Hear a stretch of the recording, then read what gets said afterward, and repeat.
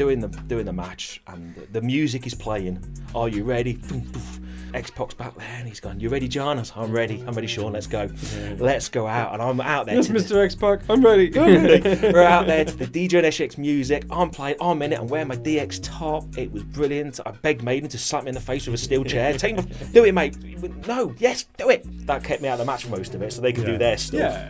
Before we kick off today's episode, I've got a few recommendations for you. First recommendation I've got for you is to take your commission more seriously, and the only way to really do that effectively is to deal with Carl at Conquest. Carl and the team really have their finger on the pulse with everything to do with commissions for your business, how much your guys are going to earn, how much they're currently tracking to earn, what your competitors are paying, what competitive landscape is out there, what your commission structure should look like. If you want to take commission seriously, and doing so will attract the right talent to your business and increase performance, get in touch with Carl at Conquest. Another recommendation I've got for you is Ben Fielding at Quinset. Now, we know in 2025 and onwards, email deliverability is more important than it's ever been before. With so much spam and junk mail and the amount of outreach messages that just don't land where they're meant to, sometimes your agency messages can get lost in the shuffle. You don't want to be in the junk mail. You don't want to be outside of the focused inbox. You don't want to be sending interview invites and having to ask your prospects and your candidates to check their junk. So if you want to sort that problem out and you want to continue to grow and scale your recruitment business, get in touch with Ben Fielding at Quinset. My next recommendation to you is Ross Thompson and the team at Infinity Staff Global. Infinity Staff Global are an employer of record who specialise in finding you staff based out in South Africa, but that work for you. Outsourcing and offshoring is the secret to growing and scaling a recruitment business in 2025 and onwards. And I highly recommend that you consider South African staff for your recruitment business, be it in a sales capacity, i.e. 180 or 360 degree recruiters, be it marketing, be it administrative functions, back office support, anything that you might need for your recruitment agency. Get in touch with Ross and the team on the details in the description. The final recommendation I've got for you is Matt Fox at Exodus Advisory. Exodus Advisory was born out of Matt's journey selling his recruitment business. Along the way, the journey was incredibly difficult. There was a lot of forwards and backwards. There was things that he wished he knew back then that would have changed some of the things that he did with his business. So Matt set up Exodus to help recruitment businesses be exit ready. This is not an overnight thing, and the last thing you want to be doing is having to exit your business, not because you want to, but because you have to. So if you're looking to plan an exit in 3 to 5 years' time, Matt Fox is the guy you need to be speaking to.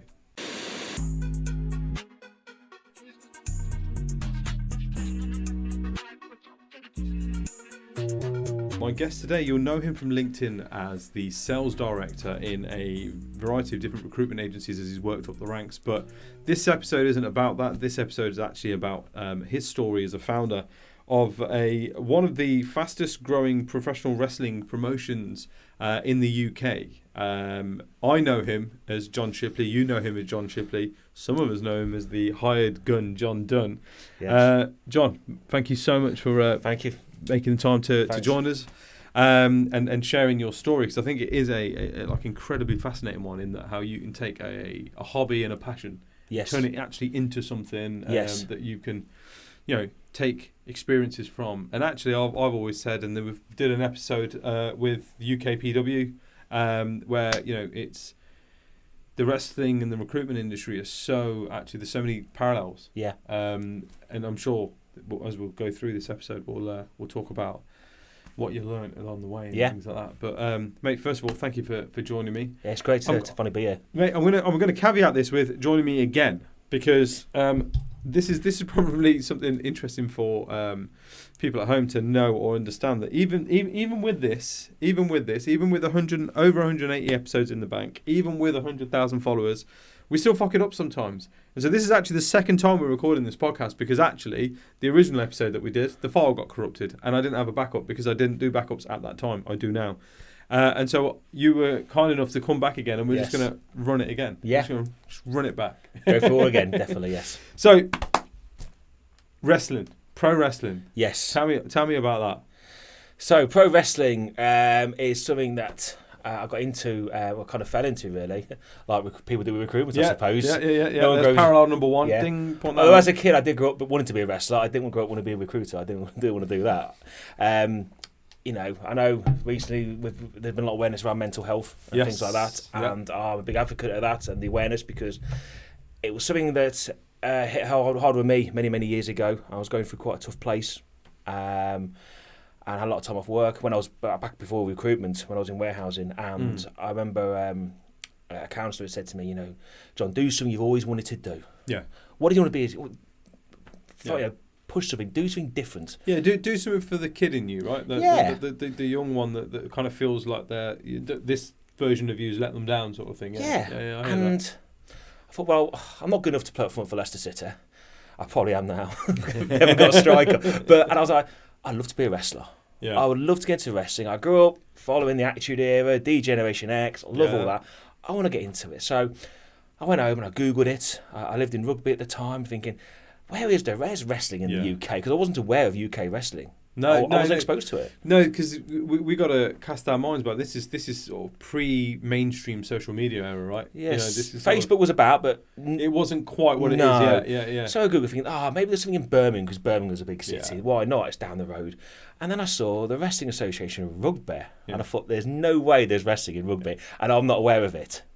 It's funny, because I did the same thing, right? And I was like, it's got to be like Rugby, Massachusetts or something like that, right? Yeah. It's going to be somewhere in the States. Yeah. And I was like, oh shit, no, it's down the road. Yeah, and then I realised it's in the train's in the community hall down the road that I pass every day for work, and then the show is at the Lawrence Sheriff School in the centre of Rugby that I've walked past many times. So I thought, I'll email them, show me interest. I didn't get a response back, so I thought, what, I'm going to go to the next show. It was in February, called Full Throttle, I think it was. Full Throttle, it was, yeah. And I got there, sat down, bought my ticket, and the very first wrestler that came out was you. TN Star. Yeah. The different person, it wasn't me. Song 2 from Blur came blasting on the speakers, and this guy with the makeup, looked like Ultimate Warrior, comes out, and that was the start of my wrestling journey. What the is this? Yeah. Well, you came out, and then because you were going to retire, weren't you? And then the judge come out to interfere, and then Eddie Skye come out with. He looked about 14 at the time. He doesn't now, but he did at the time, and he had the belt, which although it was quite heavy, but it looked made out of cardboard. And I thought, this guy's 14, a cardboard belt. This is shit. Where do I sign? Where do I sign? And I watched the rest of the show. Loved it. Because I thought, I can imagine myself doing that. The kid in you wants to do that. Yeah. And you can see it, the escapism. And that's a key word, isn't it, with wrestling? And many people with mental health is escapism. Do something different. Be another person. And I then spoke to Chris Brook or Chris Ocean, who was reffing at the time. I said, who do I see? See this guy. I rocked up the next Saturday, and next thing you know, I'm training to be a professional wrestler. It's mad, isn't it? But again, to pause that there, Chris Brooks is now massive in the Japanese scene. Do you know what I mean? Yeah. This is a guy who used to referee my matches. Yeah, because at that point he wasn't good to be a wrestler. No, and we used to fuck about with him and like practice moves on him and shit like that, and he'd be well up for it. Yeah, I remember laughing because his hair was over his eyes, and every time he's trying to count, he's doing that. I don't have that problem, but he was there doing that. And I thought, this guy's more worried about his fringe than he is reffing the match. I remember that. That was cute. What I think of it, I'm going to re-give you this gift. Oh yes. Okay. I'll re-act surprised. Act surprised this time, because this is from the last show of the Wrestling Association of Rugby that has me and you right on the front. Yes, mate. Yeah. And neither of us look the same as we do. Absolutely not. Now. No. This honestly, this blew my mind when you got me like that. This is fantastic, right? That's the last ever war show, wasn't it? I've got hair. Yeah. And I haven't. And I haven't got any greys.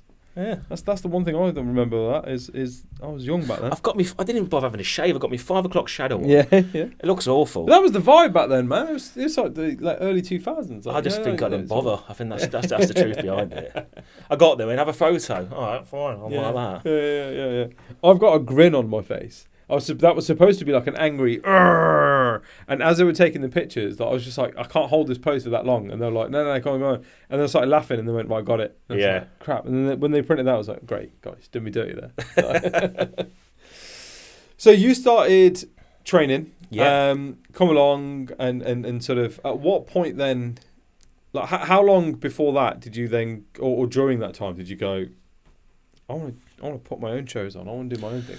Yeah. And what kind of inspired you to do that? Again, when we talk about parallels with recruitment, we do the same thing. You look at something and go, I want to have my own brand. Yeah. I've got my own vision on what I can want to do that. I will do that. Yeah. I think as well, I wasn't that good as a wrestler. So I was only there for the rumbles and small spots. And I thought, I want to do a show in my home village. Because as a kid, I always wanted to wrestle in my own school. It's weird, you know what I mean? Get that. No, I get that. And I thought, I want to do it in my hometown. I want to wrestle, put a show on, and actually give myself a decent go myself. And then in the end, I'm looking at venues and I couldn't find it. Then all of a sudden I went, my old school. Yeah. My old school, Brockington College. It'd been rebuilt, and you remember the place. It's a lovely arena. There's great setup. You got the two screens, the raised tiered seating. It held about over 350 people. Mm-hmm. It was the spotlights over the ring, very different to Lauren Sheriff. Yeah, they did a lot of manual work to make it look good. Oh yeah. This was plug in and play. I mean, we were ring crew as well, right? Yeah. Like, this is the grassroots of independent wrestling, especially in the UK. Yeah. The ring turns up. You're then like unloading it, loading it all up, helping put the lights up, helping put the banners up, putting the chairs out and everything. Yeah. So you've stepped up immediately and like, hey, I've got somewhere where the chairs are already out because it's a nice like setup already. Yeah. There's already lighting. There's already the ring. Yeah. I got the ring. I managed to negotiate and store the ring underneath the stage. That was And then we just pulled it out, pulled it in. It was brilliant. So that was it really. But how long into doing it were you like, I'm going to do this for myself? I think only a year. Yeah. It was only a year. If I want to do this myself, but it took a while, and there were so many doubters. And this is people who know me in recruitment as well know me that I love being a salesperson. I love to turn a no into a yes. That's my driver. Yeah. Apart from commission, obviously, but I want to turn a no into a yes. That is my driver. And I remember I actually interviewed someone today, and we had that same discussion. What drives you? Yeah.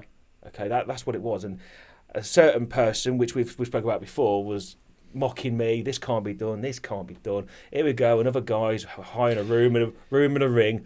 Let's play. He actually put on social media. Let's play promoter. And I thought, that's what I need. I need more people like you to tell me that, because I'm now going to go and prove you wrong. And then the first show got cancelled because somebody told the council we didn't have the right licenses, which we didn't. I didn't know that at the time. The venue had messed up as well because they didn't realise wrestling was part of it. Next thing you know, do the next show, first show, and there's 50 people there, which isn't too bad. In my head, I thought it'd be sold out. How naive was that? And then I remember Lee Hunter was there, and he looked around. He says, "John, this is amazing. There is something here." Because at this point, I've lost my arse financially. Yeah. And this is a one-off, and I think my parents said, "You can tick this off your thing now. You've done it. And I was like, "Yeah," but then Lee put this thing in my head, and fair play to him. And I was like, "I can do more with this. I want to do more." And I went back to my mate's house. The thing is, as well, though, because these guys are, this isn't just some like us, just some wrestling fan kid. Like these guys, so people like Lee and his brother. They would travel the country on the independent scene and be booked basically at every major show. Do you know what I mean? And I mean, to the extent that actually there was a show once upon a time called What Culture Pro Wrestling in Coventry, and Lee and his brother opened the show on the same show as where Rey Mysterio was, Alberto Del Rio, Penta, Cody Rhodes, and Drew McIntyre. They were on the same show. Do you know what I mean? So when someone like that says to you, "Mate, I think you're onto something here," you kind of sit up and listen, don't you? Like, it was. Well, listen, if you're saying this, then I've always been no secret. I've been a big fan of Lee Hunter. Yeah. And Jim as well. And when he said that, it got into my head, and I went back to my home to my friends who were having drinks afterwards, who came to see the show. And I walked in, they burst in, they cheered me, and they went, "That was amazing, John. Well done." And then in my head, I'm not going to do this again. And they went, "When's the next one?" November. Yeah. November is the next one. I best check the venue so I can book a date. And that was it. I'd done that. I did another date. Actually, it might have been September. The third one was November. And then after 3 shows, I've still not made a profit yet. I broke even on the third show. Yeah. And then I bought the ring. I was hiring the ring off the Hunters. Yeah. That's part of why Lee said keep doing it. He wants to hire the ring out to me. Yeah. And then the fourth show, I bought Lee Massey's ring. Yeah. And then it went from there. I doubled my crowd. I've gone from 50 to 70 to 90, 90 to 180. I did that, then did the fourth show, which you then announced for me. Yes, I'd forgotten I'd done that. Fourth I remember being at an LCW show. Yes. I was big into a lot of things I shouldn't have been into back then, and so a lot of it's blurry. Yeah. But I do remember being backstage at that show, and I couldn't. Tell me that I announced it. Hey, go. Yeah, I probably did. Right? Yes, you did. Did. And I apologise if I did a god awful job of it because there were so many better people out there. But one of the things I noticed straight away was like this wasn't bingo hall school hall wrestling show anymore. Yeah. I'm looking around and there was some big fellas wandering about, and like the setup at the back was very slick. It was you know what I mean. You were running a machine, and that's one of my lasting memories of that was like. This is big time. I wish you'd seen it 6 years later. Do you know what I mean? Yeah. Like, yeah, and I wish I had as well. Because genuinely, I was like, this is big time. Like, this isn't. And War was great, and it was fun, but it was, making sandwiches and buying loads of crisps on offer or whatever, right? And his missus would stand there and she'd sell them, and I'd go and I remember I'd always help get people seated and stuff like that because I was always good with people. Yeah. And this wasn't that. This was like, nah, man, these guys are. This is legit. This is a proper legit setup. Was that the plan? No.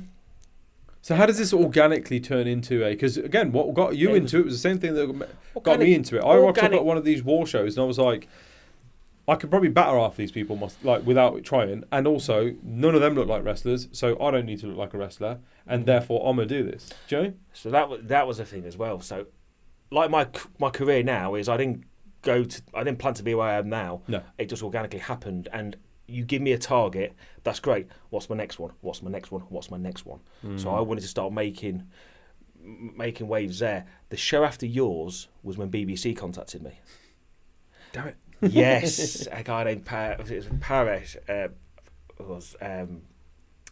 he rang me up and said, "We'll do a thing for Inside Out." Mm-hmm. Brilliant, great.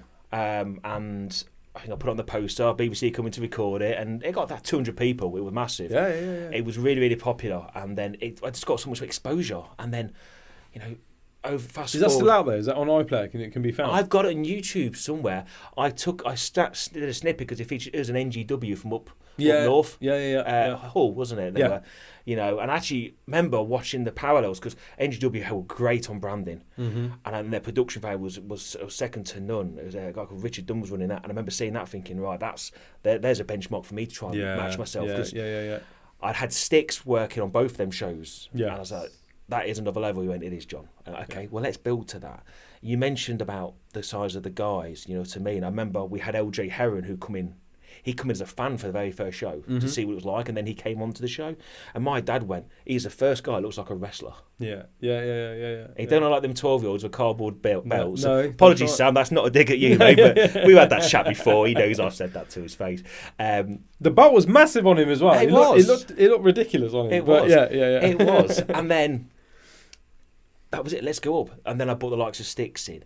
And then I brought some other people in. But what they did then, the people that are on the show now, it made them raise their game. Yeah. And it just went massive, And then, but this is the parallel again with recruitment, though, right? Because when you're growing and scaling a recruitment business like I did, you start off with like people you kind of know, and you hire your first few hires of friends and friends of friends and that kind of thing, right? And then when you make your first proper hire, like right, I've hired somebody who's got industry experience. They're coming in from a different background, but they're coming in from a competitor, call it. Now what are they doing? Right, okay, where's your X report? What's an X report? Well, do you know where your temps are elsewhere? No. Okay, well, let's build that out. Are you keeping track of where your leads are going? This is something we did over there. And you start going, okay. And that's what Sticks did for me. Right, so then you look at your team and you go, guys, it's time to level up. Like, this is the direction we're going. Now, we can either get you looking like a Sticks, or you can keep eating Burger King before the show and then blowing out 2 minutes into running to the ring, which is what used to happen, right? Yeah, Sticks brought his trainees in, different level. Yeah, he brought in Joe Connors, Alex Gracie. Alex Gracie was on them WPTP. I thought it was the initials now. Yeah, he was on there. WCPW, He was on there. I remember Jim Ross calling one of his matches. You know what I mean? Yeah. It was quite impressive, and it made everyone else level up. Yeah. Like I say, he's brought his people in. You know, we've actually brought LCW, and we started a training school around this time, and then House of Pain, which for me was the best academies in the UK, together. And all of a sudden, here we go. Yeah. We're going to bring people in, and we'll talk about that later. I'm sure how we brought some big names in later on. But then our other people are leveling up. Yeah. I need to raise my game, and the amount of people that said to me, it says, you know, if it weren't for these guys coming in, I would have stayed where I was, and the show would have stayed where it was. Yeah. Yeah. And we just And do you know what? For get some better. people, that's fine, right?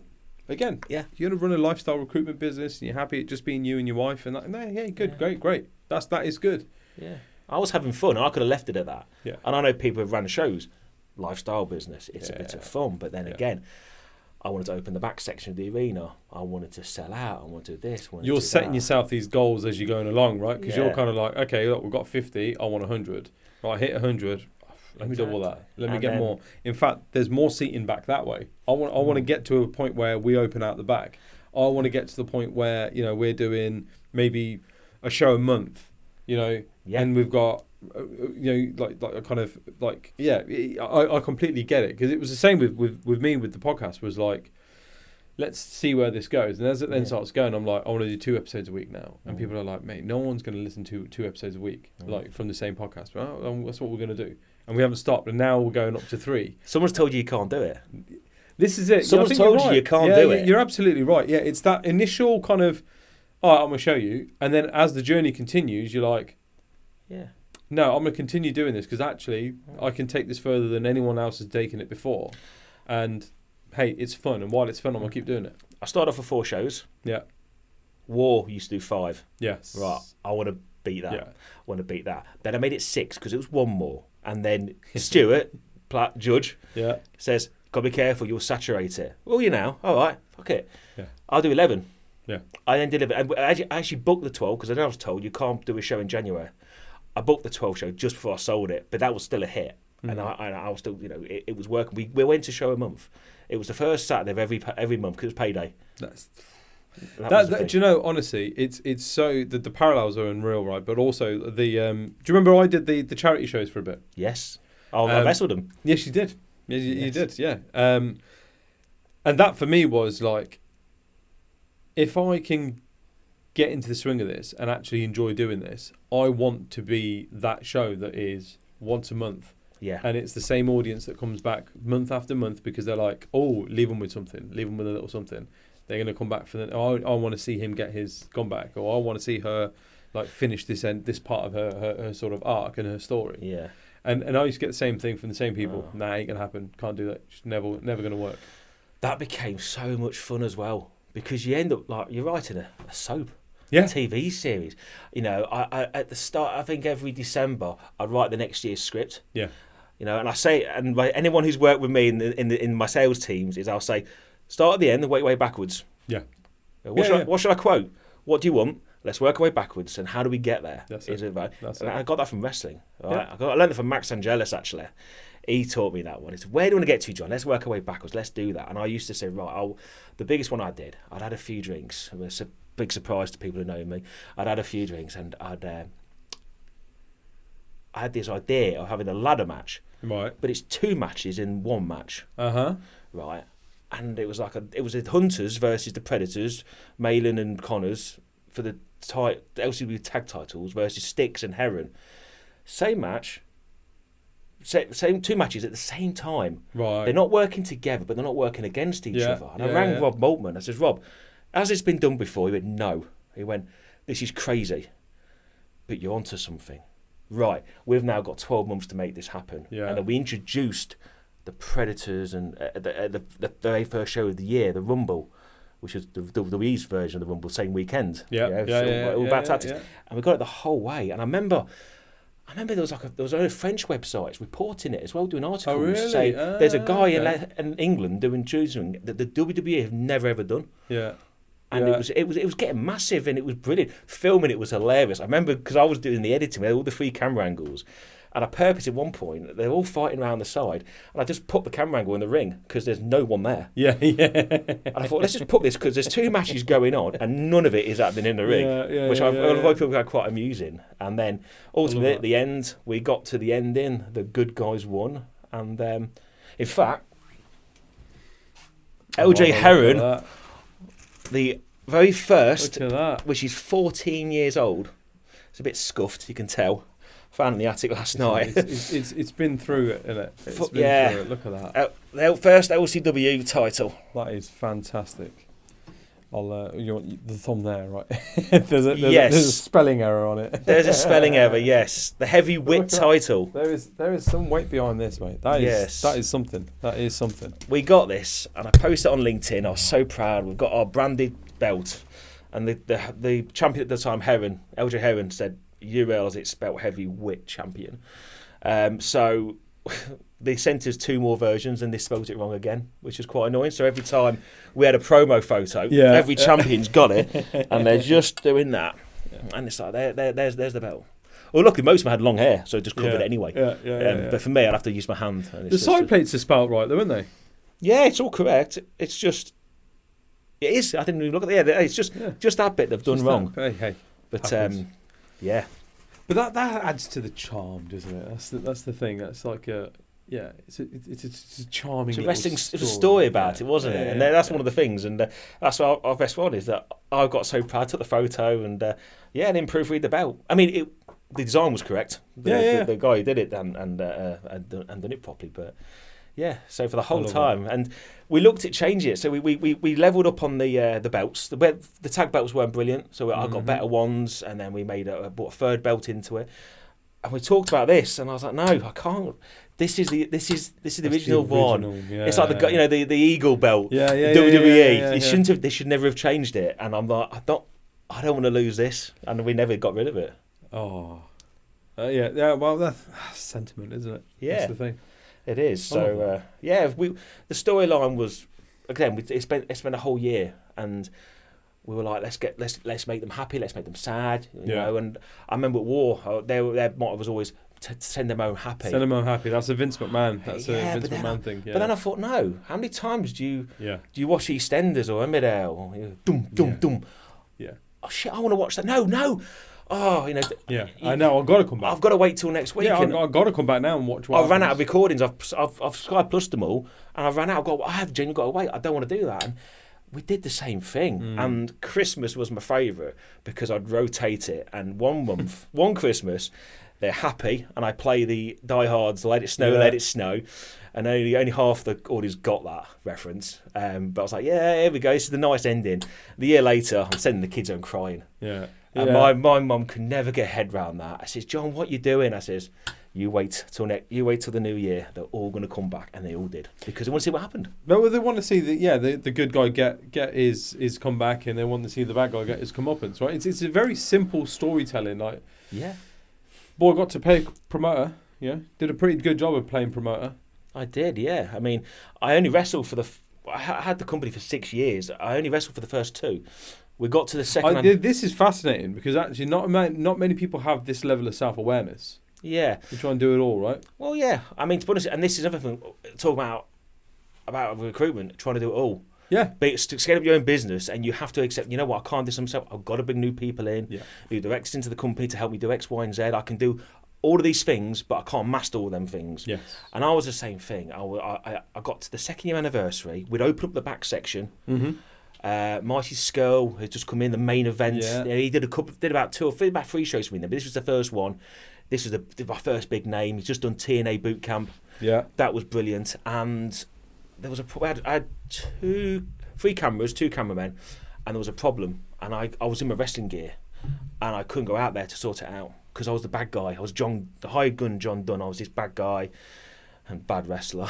Come out, and I thought I can't do anything. It was killing me. And I went home that night. I went, you got to choose now. You're a wrestler or you're a promoter. Yeah. And I think, and apologies to those that try and do both. I think you can only master one of the two. And I thought, I'm going to be a good promoter here. Let's take a short break for a moment from this incredibly interesting podcast to hear about the 4 recommendations I've got for you again for your growing, scaling and ambitious recruitment business. First recommendation I've got for you is to take your commission more seriously. And the only way to really do that effectively is to deal with Carl at Conquest. Carl and the team really have their finger on the pulse with everything to do with commissions for your business.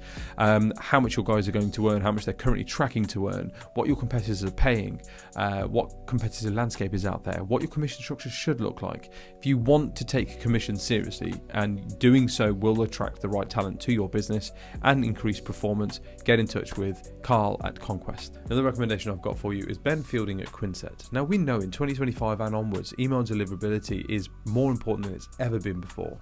With so much spam and junk mail and the amount of outreach messages that just don't land where they're meant to, sometimes your agency messages can get lost in the shuffle. You don't want to be in the junk mail. You don't want to be outside of the focused inbox. You don't want to be sending interview invites and having to ask your prospects and your candidates to check their junk. So if you want to sort that problem out and you want to continue to grow and scale your recruitment business, get in touch with Ben Fielding at Quinset. My next recommendation to you is Ross Thompson and the team at Infinity Staff Global. Infinity Staff Global are an employer of record who specialise in finding you staff based out in South Africa, but that work for you. Outsourcing and offshoring is the secret to growing and scaling a recruitment business in 2025 and onwards. And I highly recommend that you consider South African staff for your recruitment business, be it in a sales capacity, i.e. 180 or 360 degree recruiters, be it marketing, be it administrative functions, back office support, anything that you might need for your recruitment agency, get in touch with Ross and the team on the details in the description. The final recommendation I've got for you is Matt Fox at Exodus Advisory. Exodus Advisory was born out of Matt's journey selling his recruitment business. Along the way, the journey was incredibly difficult. There was a lot of forwards and backwards. There was things that he wished he knew back then that would have changed some of the things that he did with his business. So Matt set up Exodus to help recruitment businesses be exit ready. This is not an overnight thing, and the last thing you want to be doing is having to exit your business, not because you want to, but because you have to. So if you're looking to plan an exit in 3 to 5 years' time, Matt Fox is the guy you need to be speaking to.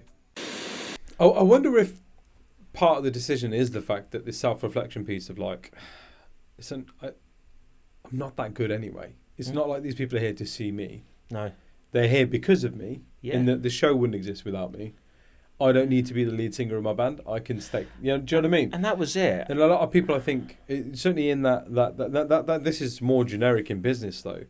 A lot of people struggle with that, right? There's a lot of people that I work with on business coaching side and stuff like that where they're like, you know, no, I'm the brand. I am the brand. There's no distinguishing between me and the brand. And it's like, well, there's a problem there because you're good at what you do, but you're not the best. And surely you want to surround yourself with the people who are the best at what they do, so that you can get the overall best product for what you've built. It is, and it's also what you want. Again, we talk about lifestyle. Could I have kept on doing what I was doing? And, you know, I could have forgot the cameras. How many people were buying the DVDs? You know, I didn't do it for the profit. You know, I've learned how to edit 30 DVDs up to 2 hours long each, so I'd learned a lot. It was a great skill. I self-taught myself. Thank you, YouTube, as well, for your help. But I could have kept it the same. There was a problem. So what? Yeah. You know, I could have left it. No, I could keep this as it is. I've just done 2 years, but then again I saw, hold on, they've gone from 50 to 250. We're doing something here. And I want to do more. Yeah. And, you know, with your recruitment business, are you happy with the one branch you've got and the 100 temps you got out, or do you want to bring more branches in? Do you want more temps out? Do you more? What's your driver? What are you doing it for? And for me, I've always been, I want to beat the me from yesterday. Beat him. Yeah. And that's, I don't compare myself to other people. Yeah, compete with yourself, not with... Yeah. Well, if you're worried about other people, you're not going to get anywhere, in my opinion. You could just be the better person of yourself. And if you are better than you were yesterday, then you're on to a win. And if you're not, try again tomorrow. Tell me your biggest highlight, your biggest win, the thing that you hold most dearly.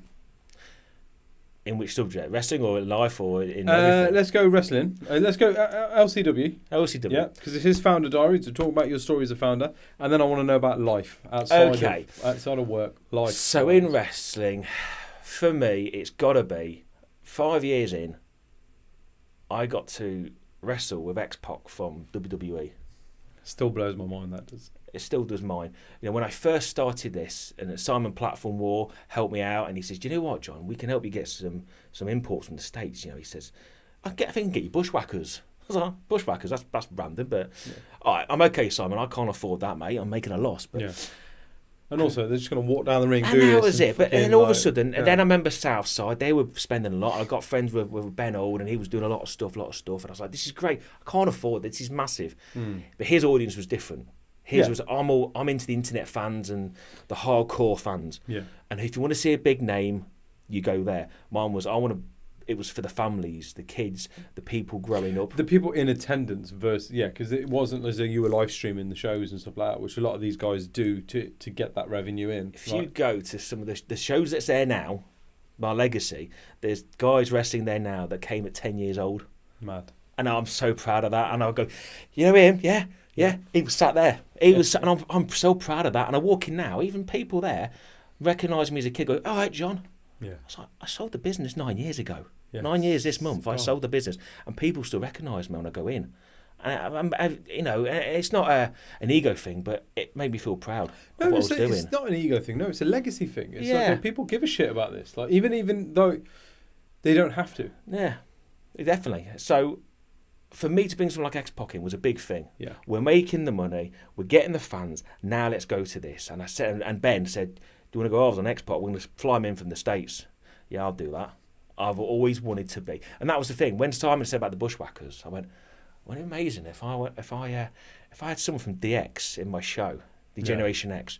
What if in my show the Generation X theme song was playing? Better yet, what if I was tagging with him? Imagine it, Triple H, X-Pac. Imagine something like that. I was tagging with them to that music, and that was just like." The fantasy. Yeah. Do you know what I mean? Right, John, go to sleep. Go to sleep, you've got work in the morning. Stop thinking about that. And all of a sudden, we've planned to have X-Pac in the Halloween show in October.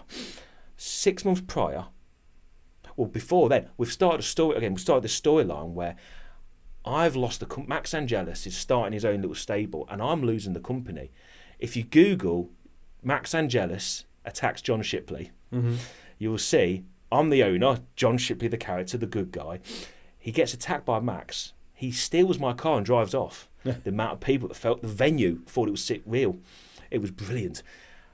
And the storyline is, I've lost the company. The kids went home crying. I went into work on the Monday. Fans were ringing me, going, "What's going on?" It's okay. Listen, I'm actually in my real job. Can you please leave me?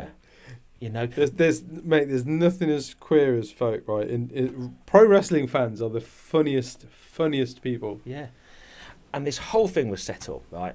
I'm gonna face Max. We're gonna fight back for the title. So I've lost the company. I'm just there as the water boy, the errand boy, because I've just become a dad in real life, and we use that as a hook. John's got to support his daughter and his family, and he's got a job to do. Yeah, they forget I've got a full-time job out of wrestling. I don't just work one day a month, And it's like, this is the story, and we're coming towards the end of it, and I've hired X-Pac, and I think Styx said it. Actually, no, Styx was in a match with X-Pac.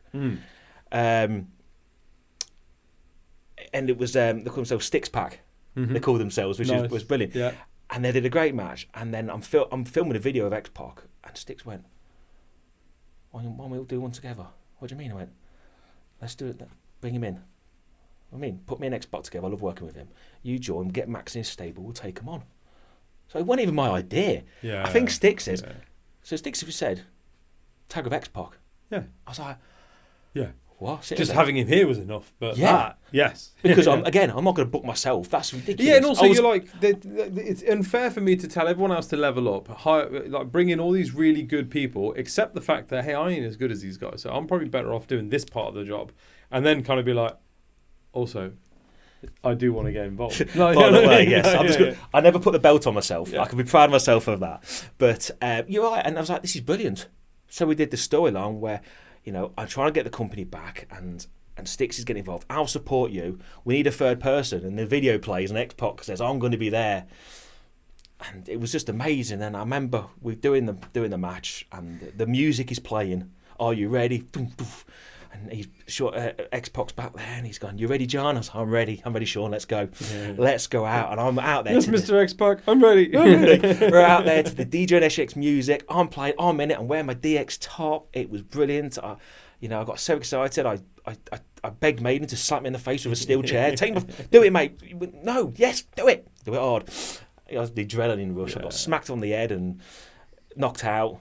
So again, that kept me out of the match for most of it, so they could do their stuff, and I come back in. You're the owner at this point, right? You're Waterboy John, the former owner of the company. Yeah, you can't actually get in the ring. I accidentally took a Bronco Buster off X-Pac. Oh, how does one accidentally happen? How does that happen? I came out, do a double clothesline. It's the worst double clothesline you'll ever see. On one guy, one of the guys bigger than me.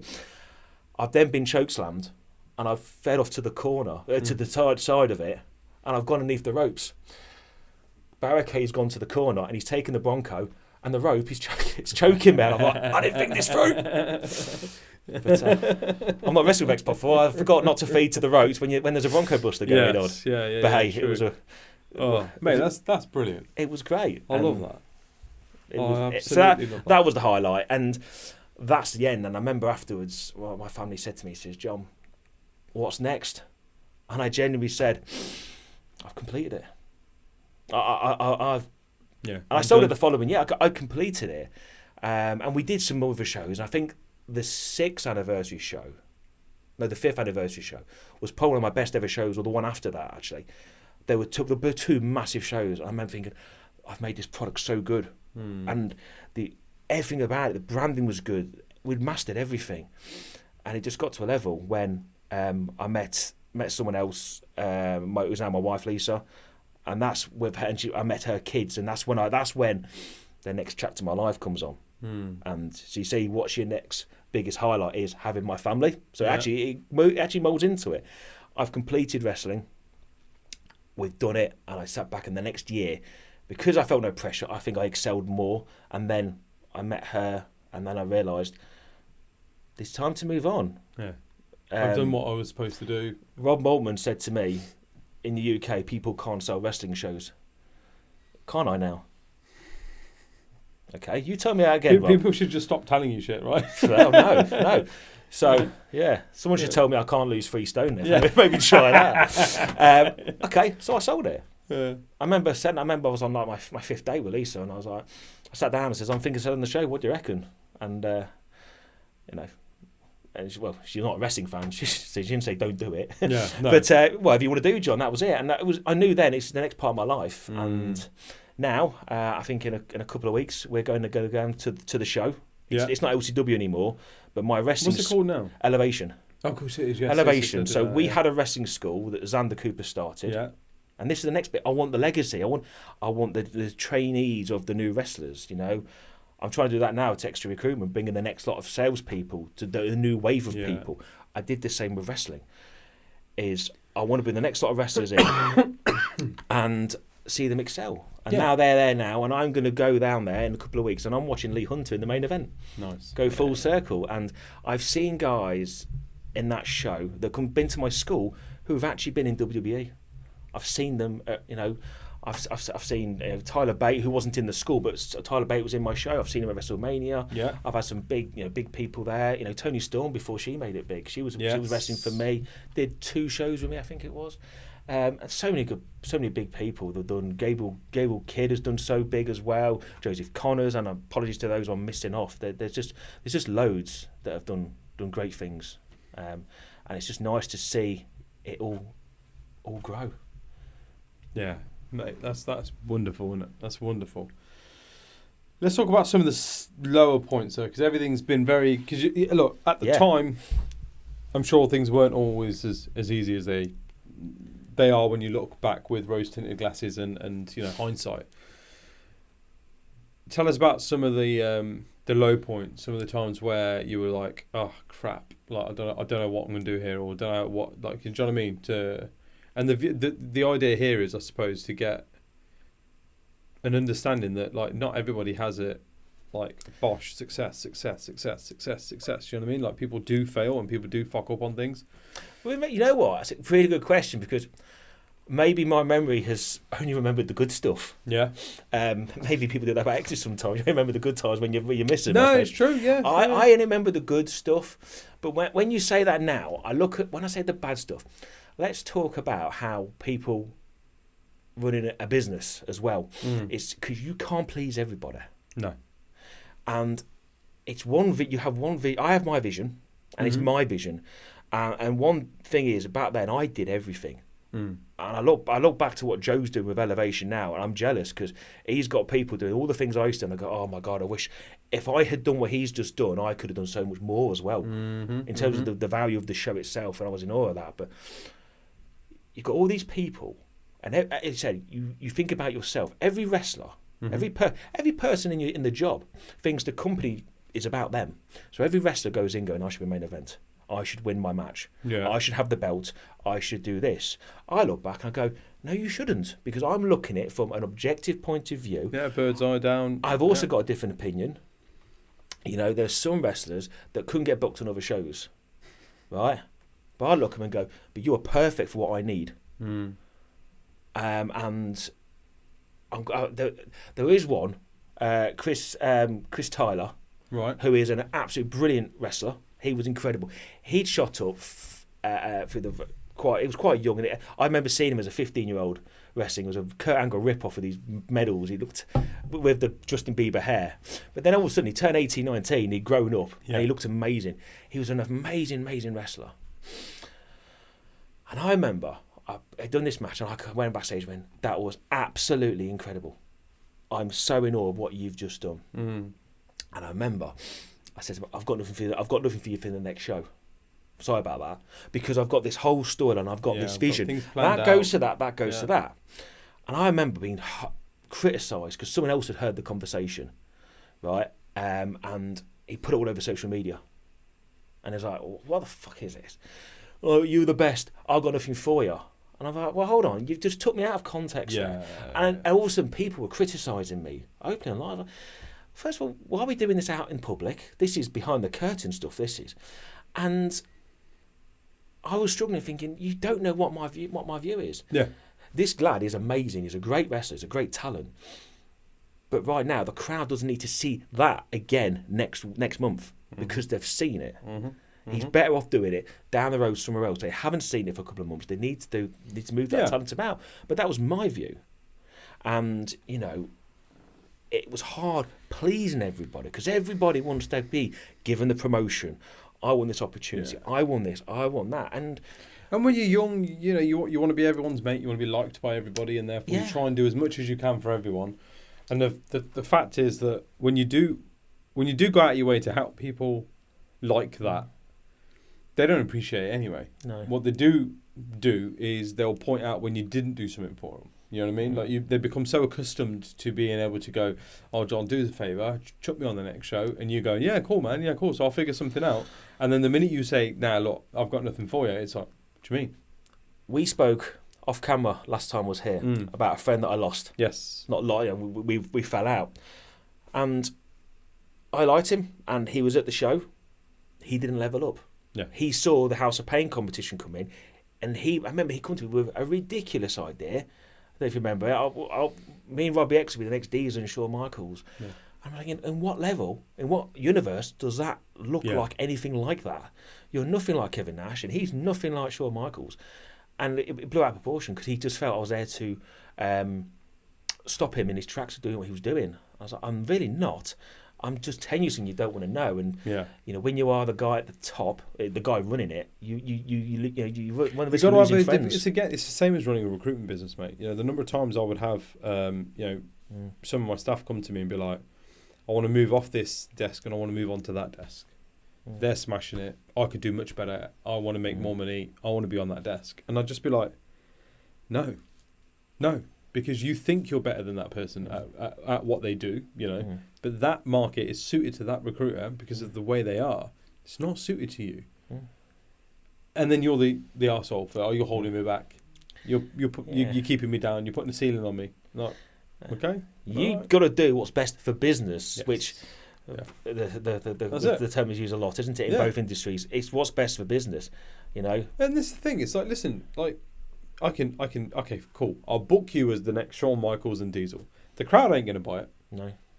And so you get to live out your little play dream and your little fantasy for the 3 hours of the show. But that's going to cost me because half of these guys aren't going to come back again because they'll be like, oh, they've lost it. It's just not the same anymore. They're just like, this is the bingo hall school hall thing again.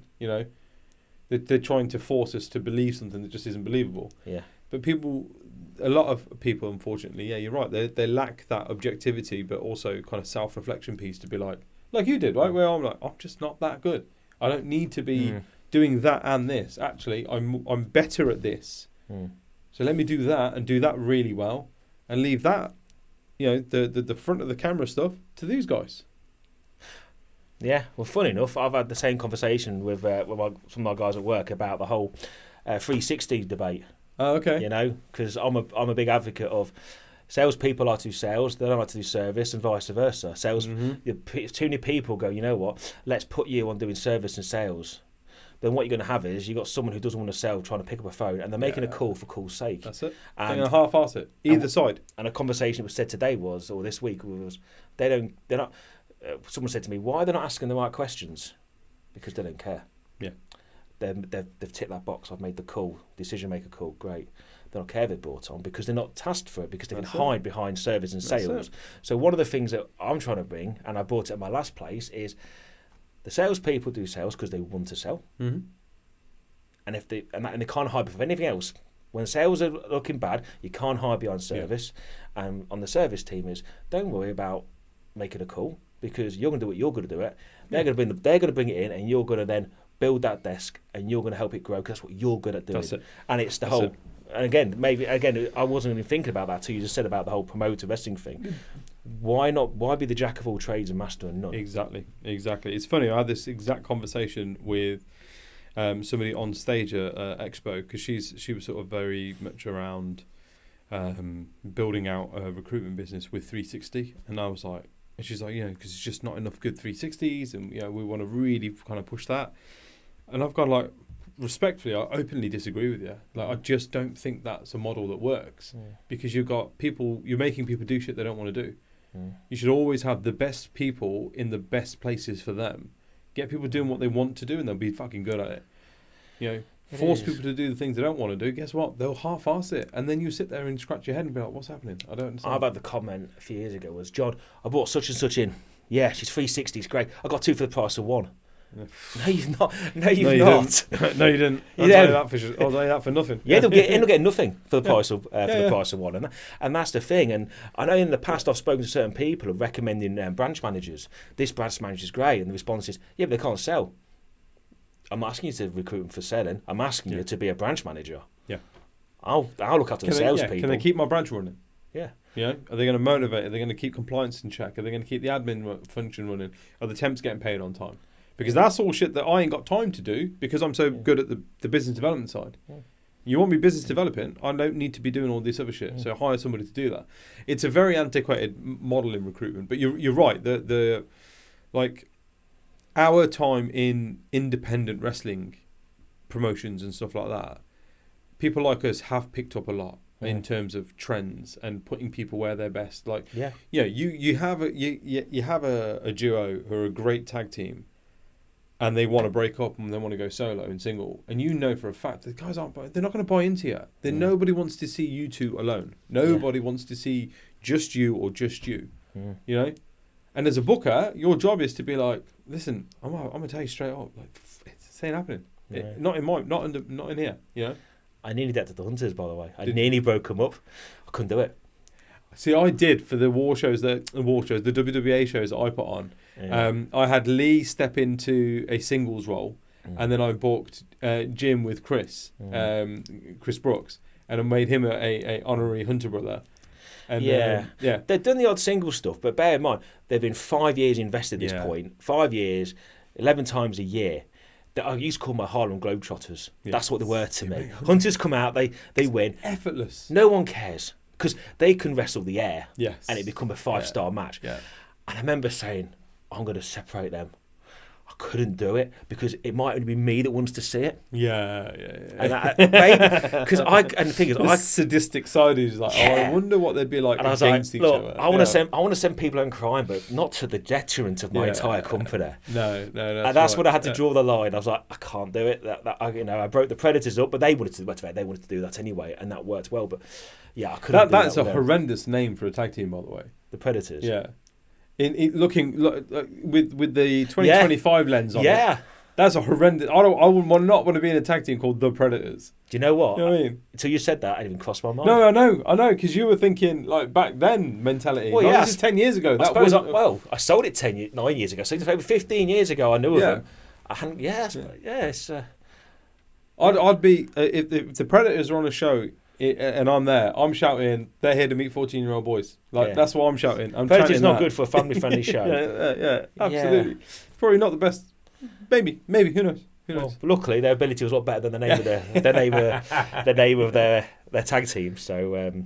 Oh mate, I love that, and it's still going, and you're all going to the next show. And I love how wholesome that is. Do you have any regrets of moving on when you did? No. I don't. I talk to the wife about this a lot. No, it was the right decision to make. Yeah. Because I don't think our relationship would have been the same. Because I'm committing one Saturday a month. Yeah. And she was with Kids Entertainment at the time, so she was off most every other weekend. It just wouldn't be there now. We wouldn't be married now if we'd been with it. Well, possibly not. You know what I mean? It was the right thing. At the right time, I sold it to the wrong person. Right, I do regret that, and it went down the pan, and it went down for a bit. But luckily, Joe has revamped it. I do. I told her what you said last time about stepping in the ring. If Joe said to me, "Do you want to come in for the Rumble?" I'd probably I'd be very hard not to do it. Yeah, because to stand in that, it's a in the buzz ring like nothing else, isn't it? So when they brought the show back a year and a half ago, I was a guest announcer for the main event, and I didn't tell my kids.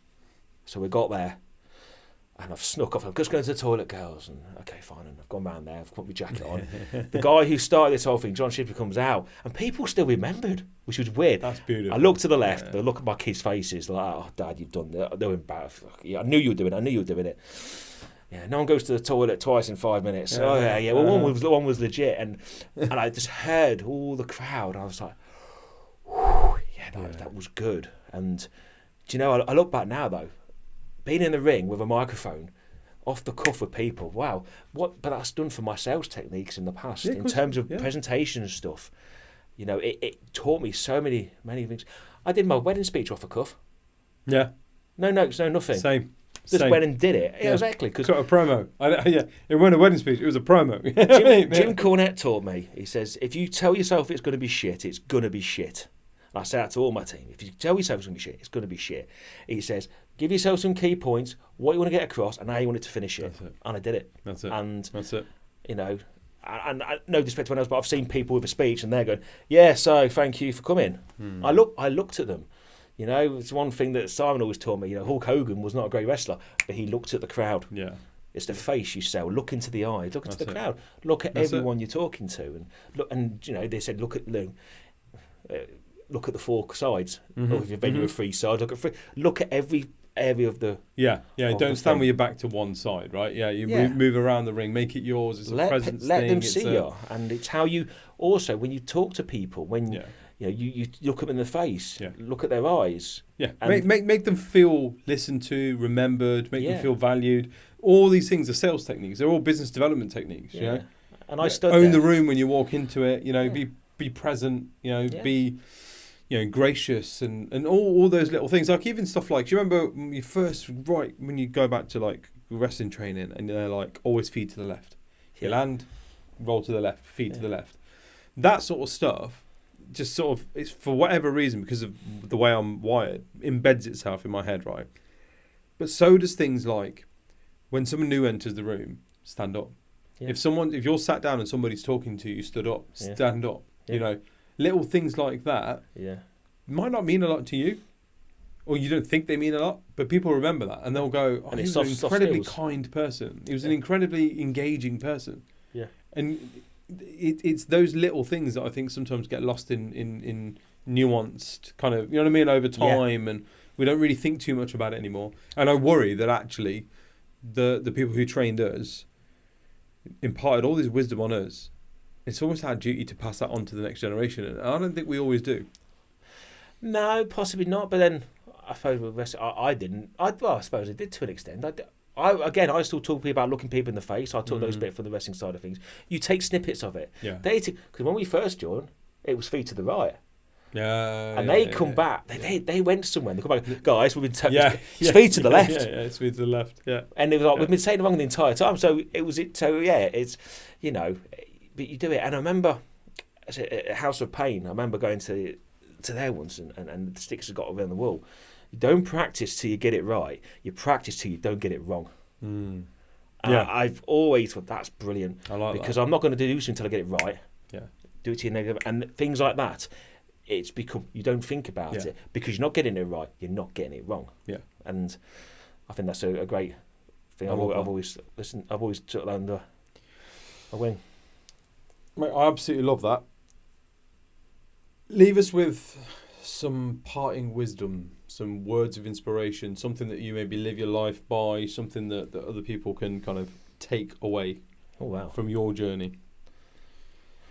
And pick up that belt and put it on your shoulder and cut a promo to that camera right there with it as well. Oh, wow. Put on the spot here. Okay, put this belt on. Go on, mister. I don't need to prep. Let's do it. Okay. Okay. If it's right for you, then nothing else matters. Simple as that.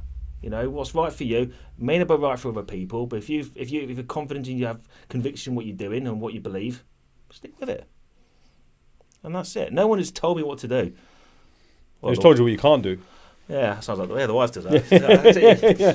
But you can't do this. You can't do that. Hold my bit. Be true to yourself, because,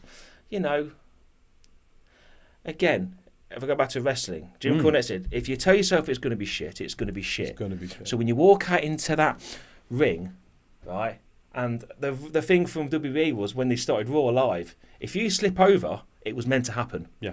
It was meant to happen. So if you go out to that ring, if I messed up, it didn't matter. It was meant to happen.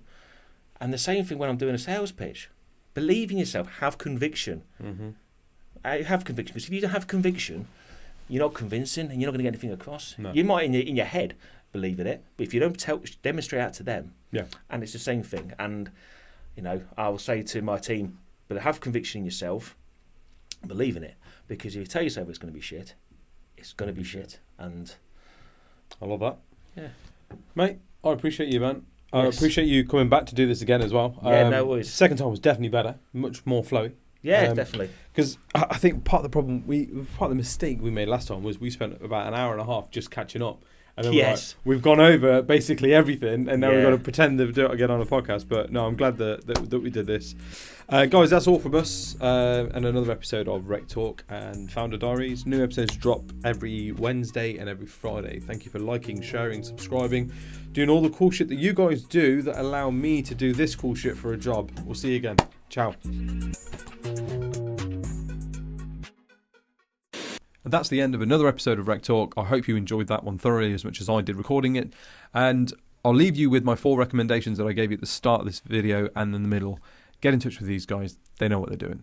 First recommendation I've got for you is to take your commission more seriously. And the only way to really do that effectively is to deal with Carl at Conquest. Carl and the team really have their finger on the pulse with everything to do with commissions for your business.